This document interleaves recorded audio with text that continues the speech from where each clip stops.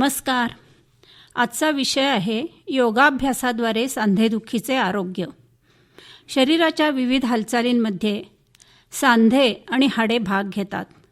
आधुनिक जीवनशैलीमुळे व्यायामाचा अभाव, असंतुलित आहार, शरीराच्या अवयवांचा अतिवापर किंवा गैरवापर, संधिवात, लठ्ठपणा ह्या सर्वांमुळे हाडे आणि सांधे लवकर वृद्ध होतात. सांध्यांच्या संबंधित कुरच्या झिजतात. त्यामुळे सांध्यांमध्ये सूज येऊन हालचाली सुलभ करण्यास अडथळा येतो. मणक्यांची झीज होते. हाडांच्या चयापचयाची नेहमीची पद्धत बदलते. हाडांच्या निर्मितीचा वेग कमी होतो आणि हाडे ठिसूळ होऊ लागल्यामुळे हाडांची ताकद कमी होते. योग साधनेद्वारे सांधेदुखी कशी कमी करता येते हे आपण पाहूया. भावनांचा स्नायुताणावर परिणाम होतो.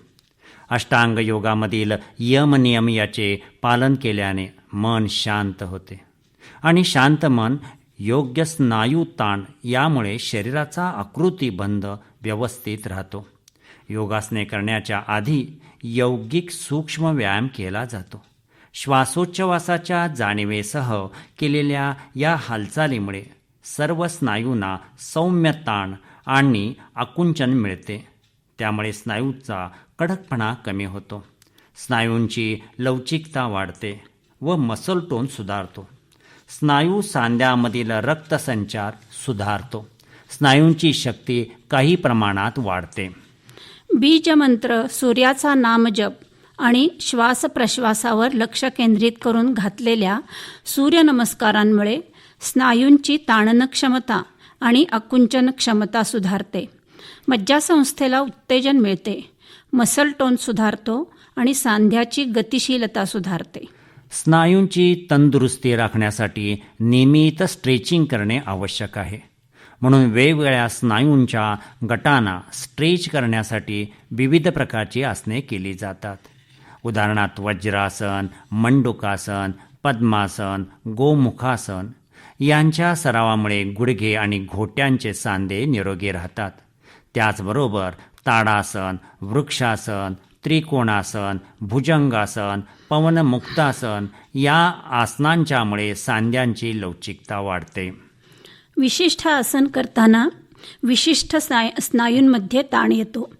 स्नायूंना त्यांच्या ताणन क्षमतेपेक्षा जास्त ताणले असता शरीरामध्ये थरथर निर्माण होते आणि श्वसनाचा वेग वाढतो. ह्या तणावामुळे रक्तामध्ये ॲड्रिनल ग्लँड्समधील ताणाचे स्त्राव सोडले जातात आणि स्नायूंना कठीणपणा येतो. म्हणून आसनामध्ये ताण काढून टाकून स्थिरमय व सुखमय आसन करण्याची गरज आहे. त्यामुळे सांधेदुखी कमी होते. मुद्रा आणि बंध यांच्या अभ्यासामध्ये काही स्नायू आकुंचित केले जातात. त्यामुळे शरीराच्या अंतर्गत पॉझिटिव्ह आणि निगेटिव्ह दाब निर्माण होतो आणि स्नायू व सांध्यांमधील आखडलेपणा नाहीसा होतो. पाठीच्या कण्याच्या भोवती शरीरामधील 66% स्नायूंची गुंफण केलेली आहे. त्यामुळे पाठीच्या कण्याचे आरोग्य जेवढे चांगले तेवढे शरीरातील सर्व सांध्यांचे आरोग्य चांगले राहते. पाठीच्या कण्याला नैसर्गिक 3 बाक आहेत. ते व्यवस्थित ठेवण्यासाठी पाठीच्या कण्याला मागे पुढे झुकवणे, बाजूला वळवणे व वरच्या बाजूला खेच देणे अशा प्रकारची आसने करणे आवश्यक असते. पुढे वळवणारी आसने म्हणजेच हस्तपादासन, पश्चिमोत्तानासन, पाठीच्या कण्याला मागच्या दिशेला वळवणारी म्हणजे भुजंगासन, नौकासन, तसेच पाठीच्या कण्याला बाजूला झुकवणारी अर्धकटी चक्रासन, त्रिकोणासन आणि पीळ देणारी आसने वक्रासन, अर्धमच्छिंद्रासन आणि वरच्या दिशेला खेच देणारी पर्वतासन, ताडासन, विपरीत शयनस्थितीमधील विपरीत करणी, अर्धहलासन. त्याचप्रमाणे तोलात्मक जी आसनं आहेत त्यामध्ये वृक्षासन. रोज प्रत्येक गटातील एक आसन केले तरी चालते. अशा प्रकारे योगाभ्यासामुळे सांधेदुखीपासून आपल्याला मुक्तता मिळवता येते. हरिओम तत्सत. हरिओम तत्सत.